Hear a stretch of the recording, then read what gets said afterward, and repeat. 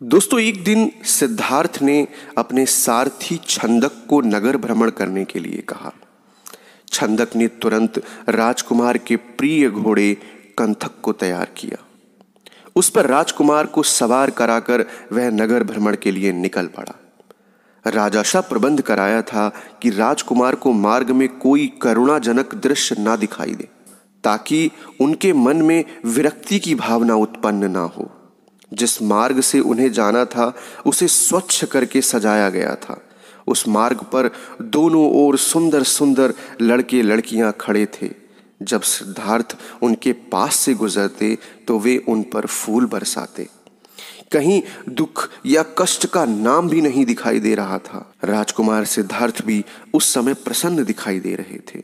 एकाएक उनकी दृष्टि कहीं दूर उठ गई। एक झुकी हुई कमर वाला वृद्ध व्यक्ति उन्हीं की ओर चला आ रहा था। उसका मुंह झुर्रियों से भरा हुआ था, आंखें अंदर को धसी हुई थी, हाथ पैर कांप रहे थे। वह लाठी का सहारा लेकर बड़ी मुश्किल से चल पा रहा था। जरा उधर देखो छंदक, सिद्धार्थ ने उस वृद्ध की ओर संकेत करते हुए कहा। उस आदमी की ओर जिसकी कमर झुकी हुई है, मुझे बताओ कि उसे क्या हो गया है? वह इतना असुंदर क्यों है? वह ठीक से चल क्यों नहीं पा रहा?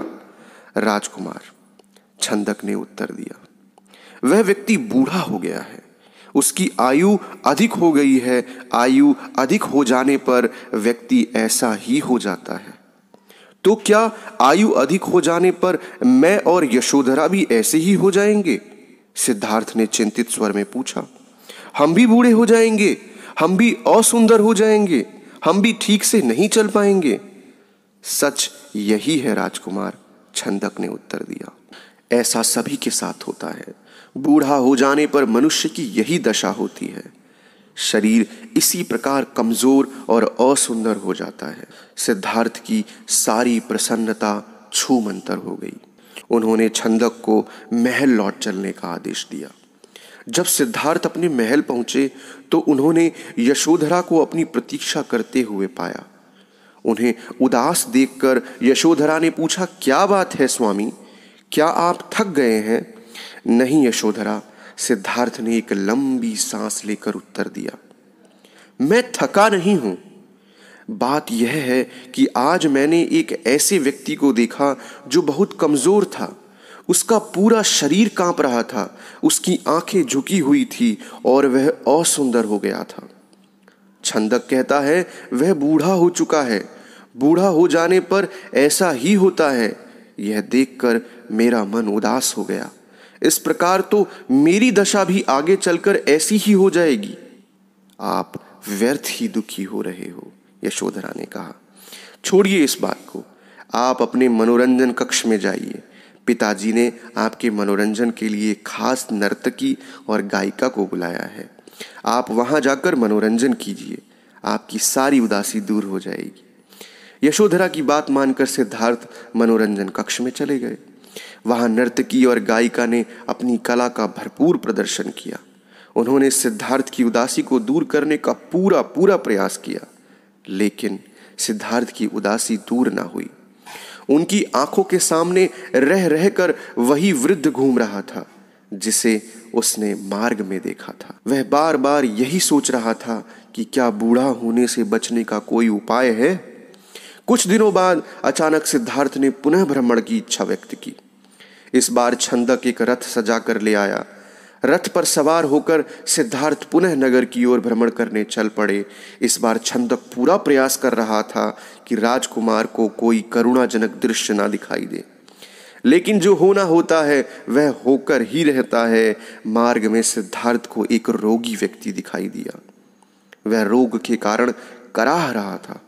सिद्धार्थ ने तत्काल रथ रुकवाया और छंदक से पूछा, इसे क्या हो गया है? यह इस प्रकार कराह क्यों रहा है? राजकुमार, छंदक ने उत्तर दिया, इसे रोग ने घेर लिया है। यह रोग के कष्ट को सहन नहीं कर पा रहा, इसी कारण कराह रहा है। परंतु इसे रोग ने घेर क्यों लिया है? सिद्धार्थ ने आश्चर्य से पूछा। छंदक ने उत्तर दिया, रोग तो बड़े बड़े स्वस्थ व्यक्तियों को भी घेर लेता है। उन्हें भी रुला देता है। इसमें आश्चर्य की कोई बात नहीं है। अपने जीवन काल में कोई ना कोई रोग लगभग प्रत्येक व्यक्ति को हो ही जाता है। ओह, सिद्धार्थ बड़बड़ाए, तो रोग भी मनुष्य को कष्ट पहुंचाते हैं। इनसे भी मनुष्य नहीं बच सकता, मैं भी नहीं बच सकूंगा। जब मुझे भी कोई रोग हो जाएगा तो मैं भी इसी तरह दर्द से कराहूंगा। छंदक ने रथ को आगे बढ़ाया।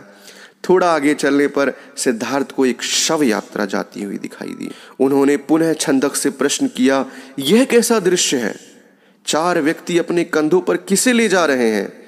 इनके पीछे कुछ लोग रोते हुए क्यों जा रहे हैं? राजकुमार, छंदक ने उत्तर दिया, यह व्यक्ति मर गया है। यह चारों इसके बंदी हैं। ये इसके शव को उठाकर शमशान ले जा रहे हैं। जो पीछे पीछे रोते हुए आ रहे हैं वे इसके कुटुंब के लोग हैं। शमशान में इस मृतक का शरीर जला दिया जाएगा। वह व्यक्ति मर क्यों गया? सिद्धार्थ ने अगला प्रश्न किया। छंदक ने कहा, मृत्यु इस संसार का एक अटल सत्य है। मृत्यु ने आज तक किसी को नहीं छोड़ा। कोई भी व्यक्ति किसी भी समय मर सकता है। यह सुनकर सिद्धार्थ का दिमाग घूम गया। वह ठंडी सांस लेकर सोचने लगे, क्या इसी को जीवन कहते हैं, जिसमें मनुष्य को तरह तरह के रोग घेर लेते हैं, जिसमें कभी भी मृत्यु का आगमन हो जाता है। मनुष्य जब बूढ़ा हो जाता है तो वह दुर्बल और असहाय हो जाता है। उसके शरीर को जलाकर भस्म कर दिया जाता है। क्या जीवन के इन भयानक दुखों से छुटकारा नहीं मिल सकता? इसका कोई तो उपाय होगा। सिद्धार्थ मन ही मन ऐसा सोच रहे थे कि तभी उन्हें एक सन्यासी दिखाई दिया। उसने भगवा वेश धारण कर लिया था। साधना और तपस्या के कारण उसका मुखमंडल चमक रहा था। उसके होठ मुस्कुरा रहे थे। सिद्धार्थ को वह संसार का सबसे प्रसन्न व्यक्ति दिखाई दिया। उन्होंने पूछा, छंदक, यह स्वस्थ और तेजस्वी व्यक्ति कौन है? छंदक ने उत्तर दिया, यह एक सन्यासी है। इसने संसार के सभी सुख त्याग दिए हैं। इसने संयम और अपनी इंद्रियों को वश में कर रखा है। यह अपने ईश्वर की तपस्या साधना करता है, इसीलिए यह स्वस्थ, निरोग वह सुंदर है। तपस्या के कारण ही इसका मुखमंडल चमक रहा है। सिद्धार्थ को जैसे अपने सभी प्रश्नों का उत्तर मिल गया हो।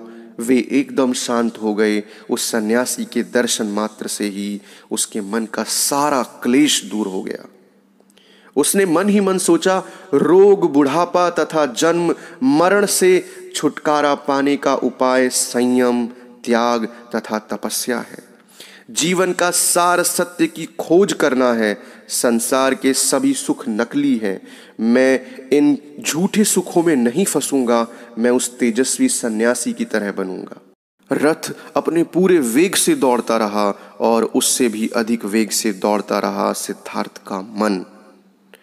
उसे बार बार उस सन्यासी का ध्यान आता। उसके मन में विरक्ति की भावना बढ़ती जा रही थी। जब सिद्धार्थ राजमहल लौटे तो उन्हें एक शुभ समाचार मिला। यशोधरा ने स्वस्थ एवं सुंदर पुत्र को जन्म दिया था। दास दासियों ने सिद्धार्थ को घेर लिया और उन्हें बधाइयां देने लगे। उन्हें यह आशा थी कि सिद्धार्थ से उन्हें पुरस्कार मिलेगा, लेकिन सिद्धार्थ पर इस शुभ सूचना का कोई प्रभाव दिखाई न दिया। चारों ओर हर्ष का सागर लहरा रहा था। पूरे राजमहल में बधाइयों के स्वर गूंज रहे थे। वहां राजा शुद्धोधन व रानी प्रजावती तो प्रसन्नता से पागल हुए जा रहे थे। वे बधाई देने वालों को मुंह मांगा पुरस्कार दे रहे थे। कपिल वस्तु में नए राजकुमार के जन्म लेने के उपलक्ष्य में नाच गाने व उत्सव होने लगे, लेकिन सिद्धार्थ को उनमें कोई रुचि न थी। वह उदास अपने भवन में घूम रहे थे। उनके मन में संघर्ष चल रहा था कि वे किसी भी उत्सव में सम्मिलित नहीं हुए। अपने नवजात पुत्र से भी मिलकर सिद्धार्थ को प्रसन्नता ना हुई। उनका मन सब कुछ त्याग कर शांति व सत्य की खोज करना चाहता था। अब एक रात आषाढ़ की पूर्णिमा का चंद्रमा पृथ्वी पर अपनी शीतल चांदनी बिखेर रहा था। राजभवन में यशोधरा अपने पुत्र को छाती से लिपटाए सुख की निद्रा सो रही थी। दासियां भी अपना कार्य समाप्त करके गहरी निद्रा का आनंद ले रही थी। सिद्धार्थ अपने बिस्तर से एकाएक उठ खड़े हुए और भवन से बाहर चले गए। भवन से बाहर निकलकर वह सहसा ठिठके। उनके मन में एक बार यशोधरा व राहुल को देखने की इच्छा उत्पन्न हुई। वह वापस जाने के लिए मुड़े, परंतु जिस प्रकार कोई सर्प अपनी केंचुली को उतार कर उसकी ओर नहीं देखता, वैसे ही सिद्धार्थ भी अपने मोह को एक झटके में त्याग कर आगे बढ़ गए। धीरे धीरे चलते हुए सिद्धार्थ वहां जा पहुंचे जहां उनका सारथी छंदक सो रहा था। सिद्धार्थ ने उसे जगाया। छंदक ने चौंक कर अपनी आंखें खोली। वह निकट बंधे कंथक घोड़े ने भी हिनहिना कर सिद्धार्थ की ओर देखा। राजकुमार, छंदक ने नम्रता से आश्चर्य से कहा, आप और यहां, यह भी रात के इस समय? सब कुछ ठीक तो है ना? छंदक, सिद्धार्थ ने आदेश दिया, तुरंत रथ तैयार करो। मैं इसी समय राजभवन से बाहर जाना चाहता हूं। छंदक ने ध्यानपूर्वक सिद्धार्थ की ओर देखा। वह कुछ पूछना चाहता था, परंतु पूछने का साहस न कर सका। रथ को तैयार करके वह सिद्धार्थ के निकट ले आया। सिद्धार्थ रथ पर सवार हुए तथा छंदक को नगर से बाहर वन की ओर चलने के लिए कहा। चारों ओर गहरा अंधकार था। वहां सन्नाटा छाया हुआ था। जंगली जीव जंतुओं की आवाजें कभी कभी सन्नाटे को भंग कर देती थी। वातावरण बहुत ही डरावना हो जाता। घने जंगल के निकट सिद्धार्थ ने छंदक को रथ रोकने का आदेश दिया। रथ रुकते ही सिद्धार्थ नीचे उतर आए। सामने ही यमुना नदी अपने पूरे वेग से बह रही थी। उसी समय वे अनुप्रिय नामक स्थान के निकट खड़े थे। सिद्धार्थ ने अपनी राजसी वेशभूषा उतार दी। साथ ही उन्होंने एक एक करके अपने आभूषण भी उतार दिए। अपने वस्त्र व आभूषण उन्होंने छंदक को दे दिए तथा लौट जाने का आदेश दिया। छंदक सिद्धार्थ के पैरों में गिरकर फूट फूट कर रोने लगे। वह हाथ जोड़कर कहने लगा, यह आप क्या कर रहे हैं राजकुमार? जब आपके माताजी व पिताजी को आपके सन्यासी बन जाने का पता चलेगा तो उनके ऊपर दुखों का पहाड़ टूट पड़ेगा। रानी यशोधरा पर क्या बीतेगी? आप अपना निर्णय बदल लीजिए, मेरे साथ राजमहल लौट चलिए। नहीं छंदक, सिद्धार्थ ने सुंदर व सुगंधित बालों को काट कर कहा, मैं अब नहीं लौटूंगा। मैंने सोच विचार करके ही यह निर्णय लिया है। मैं सत्य व ज्ञान का मार्ग खोजना चाहता हूँ, जिससे मानव शांति पा सके। तुम आंसू पोंछ लो और राजभवन लौट जाओ। छंदक को सिद्धार्थ की आज्ञा का पालन करना पड़ा। उसने सिद्धार्थ के चरण स्पर्श किए और उनके कीमती वस्त्रों व आभूषणों को रथ में रखा और कपिल वस्तु की ओर चल पड़ा। जिस समय छंदक राजभवन में लौटा, सुबह का प्रकाश चारों ओर फैल चुका था। राजा शुद्धोधन बाग में भ्रमण कर रहे थे। जब उन्होंने सिद्धार्थ का खाली रथ देखा तो उनके माथे पर बल पड़ गए। उन्होंने क्रोध से छंदक की ओर देखा और पूछा, तुम बिना बताए सिद्धार्थ को कहाँ ले गए थे? वह इस समय कहाँ है? छंदक ने रोते हुए कहा और पूरी की पूरी बात बता दी।